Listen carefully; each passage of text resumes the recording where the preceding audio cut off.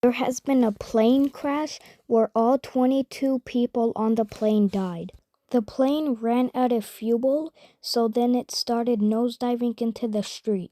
The pilots tried to make an emergency landing but failed. The plane took off at 5:15 a.m. where they were headed to Las Vegas, Nevada. Here is the clip of the plane crash.